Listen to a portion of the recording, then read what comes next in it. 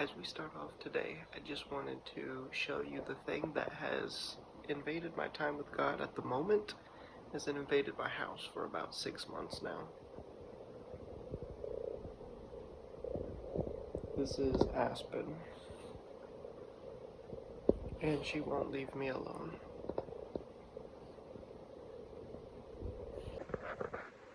Yeah, I usually don't care, but it's cold today, and she was looking pitiful sitting in her cage over there, so she's here now. As a person that's struggling with anxiety, I have found that sometimes when I am stressed, that it is beneficial to just, if you have a pet, just lay down and give it a hug. And that seems to help a little bit. Maybe that's my tip for the day.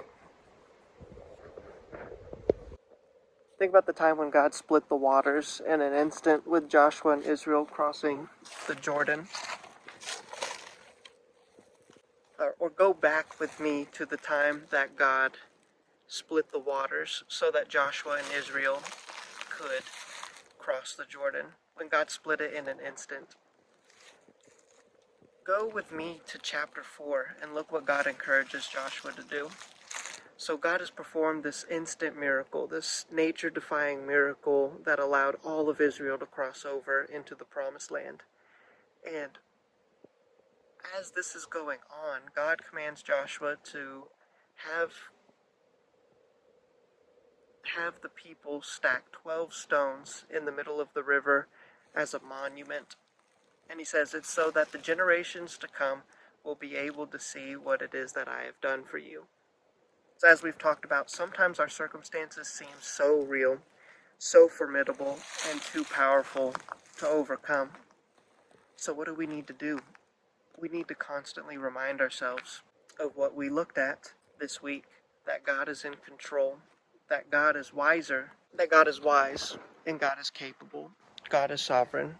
God is in complete control. We see that God encourages reminders all throughout scriptures, from the feasts that we see, the Passover, the rainbow, this memorial, as well as others. And so I think that you can do this in several different ways, but one that I encourage is to have a journal.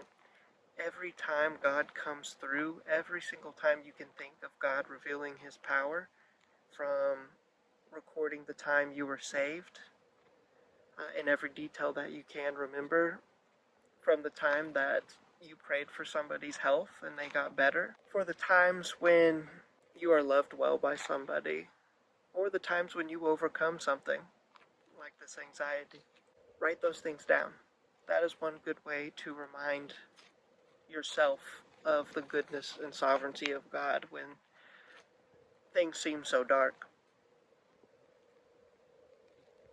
But also something that you could do is use some sort of object to constantly give you the reminder of God's power. So I don't have it here with me today, but I think I've worn it in another video. I have a shirt that has the word in Hebrew, it has the word Adonai. Oh, that horse scared me. I have the word Adonai in Hebrew on my shirt, and I wear this shirt in order to remind myself of who is in control. You could do that. You could have a bracelet. You could have a necklace. You could have a poster. That is another good way to remind yourself of the control that God has and the power that He has to turn around all of your situations and to do bigger things, even bigger things than the circumstances that we're in the middle of.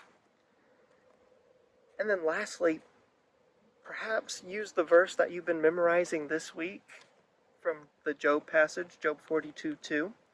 Perhaps if that one resonated with you, write it down and post it in multiple places in your room, in your house, where you will see it, so that you will always be reminded, God, I know you can do all things and no purpose of yours can be thwarted.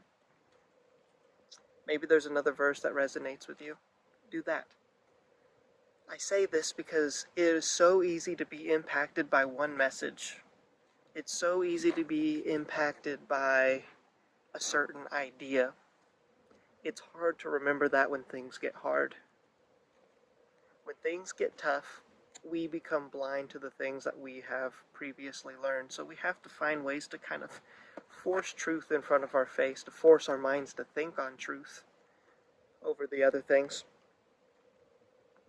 And I think that is a fitting segue into the next week that we will talk about tomorrow. But really think about doing this. Set up some sort of reminder, whether in your household, whether through this journaling, or by finding an object and just committing that it doesn't even have to have words on it. Just committing to, when I wear this thing, I will use it as a reminder that God is in control and I don't have to be. I think this will be very, very beneficial for you. I have some extra words again on the website if you want to look at that. You got through this week, and I'm very proud of you for that. Let's keep going as we go into this new topic, and no matter what life throws at you, you've got this. Don't just let this program be another thing where you consume a lot of information and then nothing changes because you don't do anything about it. I encourage you to sit with God and ask Him how you can start loving Him today, and also ask God how or who would He like you to love well, and then how can you do so? Because one of the reasons sometimes when we feel like life is so out of control, one of the things that causes us so much despair and can cause quite a burden on our mind is when we don't feel like we're treating the people that are in our lives the way that we should. And sometimes it's too late, you know? And I don't want that for you. So I want to put that out there today too in this. But let's go into this next week ready to conquer it with God as well. I'll see you tomorrow.